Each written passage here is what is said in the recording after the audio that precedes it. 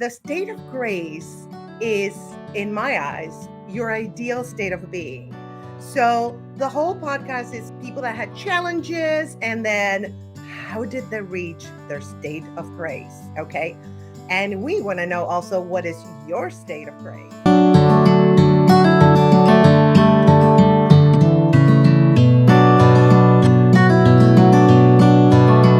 Thank you so much for gracing us with your beautiful presence and your beautiful spirit. I did go to see your show, Mutant Olive 2.0, and I loved it. And it's about your journey, how you overcame challenges and reached your state of grace, right? So, 100%. yes, and that's why you're here, because that's what we're all about. And so I called the segment How I Got Over My Substance and Mental Abuse. So Oh. that's a lot. That's a lot. That's charged. But with your humor, you're gonna make it funny. You're gonna make abuse funny. If you don't have a sense of humor, you might as well slit your wrist because it's like, leave me alone. I crashed 17 cars. My parents were alcoholic speed freaks. You know, it was very colorful when I grew up. Nothing was safe. You know, I was told I was horrible and a pig and I would never amount to anything. And I didn't know what the hell I was doing. Oh, yeah, that was just my father. It was very warm. Yes. Oh my gosh. And actually, the body shaming that Oh, horrible. I was fat. I was like a pudgy little, you know, husky suited thing. You know, and my father was so embracing of that. You know, everything that we are reflects on them, you know, in the old time, you know, it's like you're fat, so it's hideous on me. I have a fat son, blah, blah, blah, this, that, and the other thing. And, you know, my mother, who was, you know, banging everybody in the neighborhood, was also on speed and alcohol. So she didn't protect me. So I thought she was co-signing his nonsense. Oh, yes, because whenever there's an abusive parent, because I've been through the same, but the opposite, there's an abusive parent, the other one kind of like checks out in different ways, whether it's my dad was like working. He used to work all the time, you know, work. I'm doing air quotes. Yeah. Of course. Yeah. Both my parents worked a lot. Yes. He would come home like at midnight. I was like, dude, what have you been working on? You know? 100%. You know it. You know it. A lot of things. No, we know. We're not going to go there because, you know, may they rest in peace. Yeah, they are dead. Yeah, I know. We're both orphans. Right. Yeah, we're orphans. Yes. Did you actually, you know, I'm going to ask you a question because I felt like when my mom passed away, because she was the one that had mental issues, I felt like I could go back to my peace. Like, did that happen to you where when your parents passed away, you kind of felt like you were freer to kind of overcome the issues that they left you with? Interesting. It was so important for me because, you know, as we do a lot of work on ourselves and as we like, you know, I'm 26 years sober. So it's like, wow. Woo! I know I stopped drinking because the state of California suggested I stop. Yes, right. I mean, it was seriously after flipping 17 cars, the universe said, yeah, if you want to keep living, stop this. And, you know, I was in jail for the last time, surrounded by, you know, 3 hairless male hookers in full makeup. And they're talking about how screwed up I am.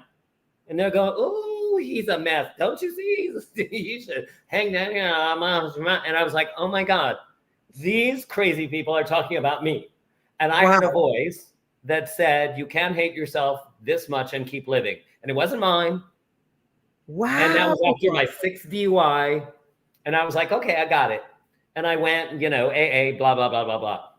But so I've been working on myself for so long in Strasbourg and all that, you know, use your own business. And it was really important for me to have closure with these people. Yes. You know, I had to forgive them and I had to go, you know, it's up to me. Yes. I'm either going to be run by their nonsense and I'm going to give them all the power and I'm going to live under all the shadows and the craziness and bat everybody over the head with my issues, or I was going to leave them alone. You know, and I had a mentor that said, when you're sweeping the alley, all the windows are going to slam open and they're going to start going, you think that's sweeping? you moron, put the thing down. You're an idiot. Stop it. You'll never do that. And you just wave to them and go, thank you for sharing, but I have to keep sweeping. And you just keep doing your thing. Yes. And that's kind of where the voices are. And it's, it could be a symphony telling you how horrible you are. That's so funny. I could tell you what the station is, but they beep it out. I know. And, but I had to forgive them, and I actually had long conversations with them, and I please, I've used it all as material. Of course. And my one-man show is an hour and a half of purging. Yes. And it's hysterical and astounding and shocking, and nobody believes it's true. I mean, my next show is called Mommy's a Whore and Daddy's a Hitman. Oh my God. It's all true. I love that. Okay, we got to talk more about that before we move on to like the challenge and how you overcame it. Yeah. I want to tell us a little bit more about your parents, because I know that in your show you say that you call them the Wolverines. Yeah. Well, could you imagine? I feel like I was brought up in the wild jungle, and there's no rules in the jungle. Yes. So I really had no moral compass, because nothing was good and nothing was bad except me. Right. But we had no rules because they were so out of control. And my father was so violent that stuff would be slamming against the wall and breaking. He'd throw, my sister'd be flying in the air. My brother would be flying in the air. Wow. Vases, hangers, people, my mother. And it was just like, and I found his gun, and it was just. Oh my gosh. It was just not safe, Yes, I absolutely. thought that was everybody's house.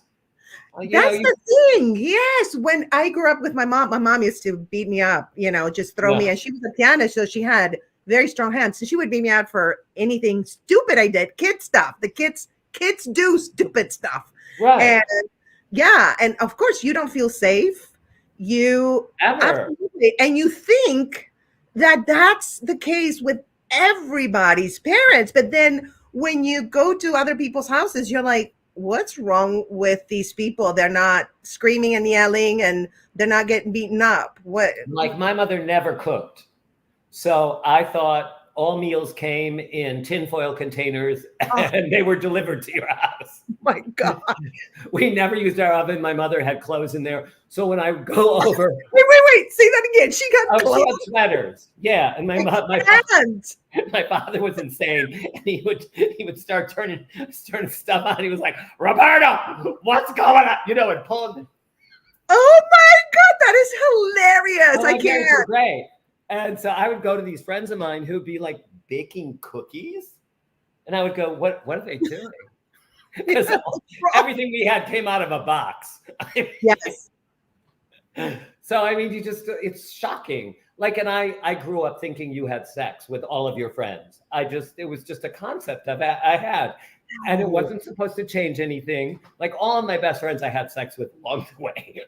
Oh, and wow. I didn't know that was strange until I ran away from home at 19 and went to New York and realized not everybody was banging their best friends. Wow. I'm kind of jealous that you banged all your friends. Unbelievable. In a weird way. It is a concept I still have. I need people to co-sign that. I love that. That's hilarious. So it's incredible how, their behavior, we're like, oh, that's the way it's supposed to be. And then we mimic their behavior. That's what I was just going to say. Yes. And then we become what we see. Yeah, exactly. So did you kind of mimic your father's abusive behavior? Right. Yes. What I did was, my father's a hitman, my mother's a whore. So I became like. I'm sorry, I'm trying to say that. Well, because my father actually told me he was drunk when I was 19 and I was visiting from New York. We were at some red bar and he was like, all the people I killed didn't count because I didn't know them. And I was like, this was new information for me. So how old were you? I don't know where to put that information. Totally. So I'm going to leave it away in a little box and put it in a corner because I don't know what to do with that. But I did become, and my mother's, that was very promiscuous. So I kind of became, slutty with a bad temper if you piss me off. So I just became that. what's great about my parents is that there's no rules, there's no boundaries, nothing was sacred, nothing's precious.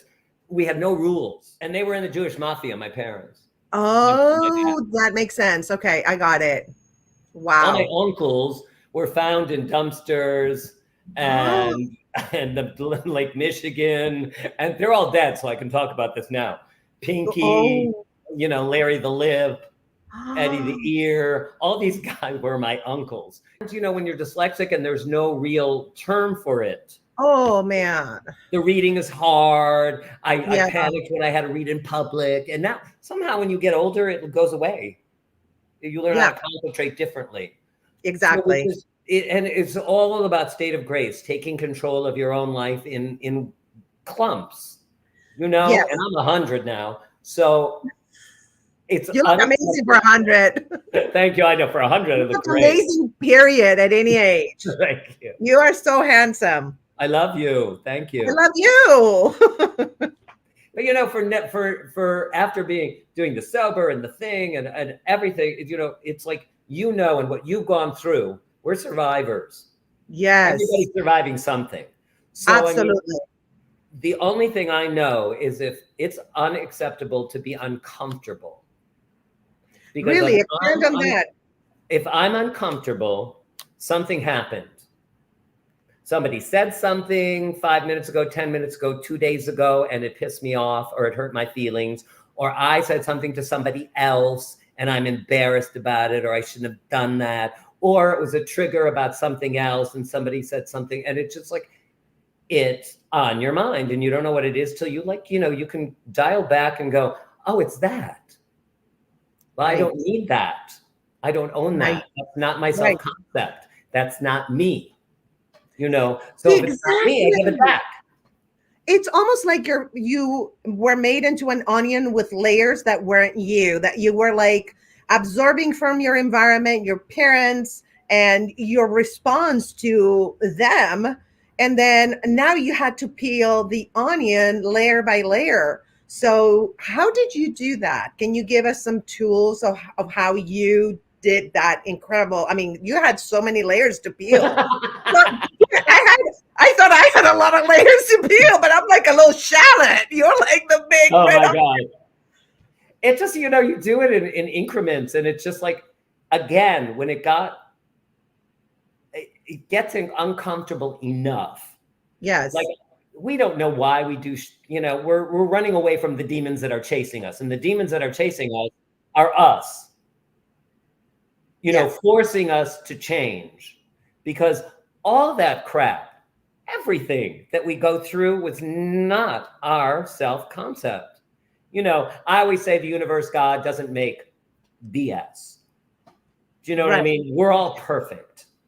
Thank you. I always God say made that. perfect things. Yes. Thank you. The Yes. environment, what we're born into, all the culture that the peers, the things spit on my head, beat me up. I'm artistic. And it's just like one thing after the other, after the other. And it's just like it got to be, when it gets painful enough, then you change. I mean, I don't see anybody changing when, ooh, it's just a little uncomfortable. Let me unbutton one button. No, it's horrible. So you have to stop. Absolutely. You have to be brave. You have to be brave. It Yes. takes courage. And I think anybody who stops drinking, anybody who does reflective, you have cancer. Yes. I know. Come Stage on. 3. Stage 3. That's what I'm talking about. And here you are Yes. looking gorgeous, doing a podcast, trying to affect other people. Yes. Well, that's exactly it. I was like, the cancer actually is the best gift I ever had. It I all know it is. sounds crazy, but I needed to change some things and I didn't listen. I wasn't changing what I needed to change. Right. I kind of embraced the demons in a way and kind of played with them instead of saying, look, I hear you, I acknowledge you, but you need to go. Right. Right. Right. So cancer made me face all those demons. And I said, if I make it through this, because the treatment is brutal, only 75% of people survive chemotherapy, right? And I went chemo, radiation, surgery, the whole thing. And I said, if I survive, I'm going to reevaluate my purpose in life. Did you ever have that moment where you're like, what? If I survive this, I am going to have a different purpose, or just I'm going to question my purpose on this Of earth. course, Grace, we have so many similar things. It's ridiculous. Yes. When my very first DUI, you know that thing I recreate on stage with the 5 chairs crashing into each other? Okay. Yes. Well, I was loaded out of my mind in a blackout, coming out of a bar with 2 other friends. We hop into my car because I'm the designated drunk driver. I hit I hit a Toyota. I hit a van. I hit a Volvo, and I kept going.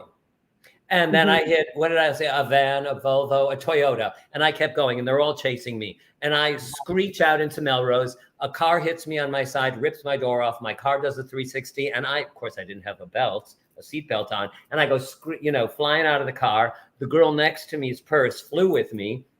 And just before I hit the curb, it cradled my head, or I would have died and broken my back. So in the meantime, I broke every bone in my body. They said I would never walk again. They said I would be in a wheelchair forever. And they said I would never walk. Then they said I would never walk without a limp, and I would have crutches, and I was well, nothing. Of course, I just said, F you, F you, F you, F you, F you, F you, F you. That is not my beautiful life. Your light and your energy is what touches us, and what appropriately, not appropriately. Well, I was like in a hospital room with tubes coming out of all of my face and my arms. And my father was like, this is hysterical. My father was next to me crying, saying he was sorry. And the only thing I'm thinking of as I'm getting higher and higher and higher, towards the light is, I think it's a little late for that cramp now. Yes. And I'm going higher, and it's feeling fabulous. And I see people that are already dead, and I'm like, oh my God. And I'm having little conversations with people. And I get up, and I'm really almost completely covered in light. Wow. And it feels completely comfortable and completely safe. And then all of a sudden I start getting slapped. And, it's slap, slap, slap, slap, slap, slap, slap. And then it was like I'm slammed back in my body, like violently. Wow. And I realized my father is slapping the crap out of me, saying, please don't die, please. And it was like beep, beep, beep, because I was hooked up to the monitors. And he's screaming, don't die, don't die, don't die. And then I came out of the light. And I said, if you ever hit me again, I'm going to beat you to death in your sleep. Wow. Yes, I remember from the show. Wow. And that's from the show. That I don't make that shit crap up. And I'm not afraid of death at all. Yeah. Like at all. I mean, Same. Someone said, how do you want people to remember you? I said, who cares? I'm not here. Yeah. You end the show saying, he ruined my life by beating me, and he saved my life by beating me. And everything comes around. Right. Thank you. That it all comes around 100%. It just never stop. You can't stop it. No. You have to be open enough to go, that happened. Okay. That happened. And it's okay. And I'm good. What is your state of grace now? What is your ideal state of being? It's so creative. It's really so creative. It's everything I do is creative. I'm 100% creative, and I live in my right brain. So if I'm forced to go in my left brain, with the methodical, blah, blah, blah, all that nobody's happy because I'm not happy. I love that. I surround myself with people who do that. I know what I'm good at, and so does everybody else. But my normal state of grace really is, and I channel everything. I channel I write a lot, and people are, God bless everybody, saying it's prolific and touching. And, it's a mission of me that I touch people with my heart and my humor. I want it's like that, get them laughing so their mouth is open, and then feed them the real shit stuff. And, and it's just, it's what I live for, really. And my state of grace is like, I will not let negative coming from anywhere affect my Zen. I love it. And if it's a bump in the road, I'll address it. And usually I only have to address it with myself, because it's my perception of who cares what they said. Exactly. I don't care. It's how I perceive. So I police myself. And that's I love like it. a trick.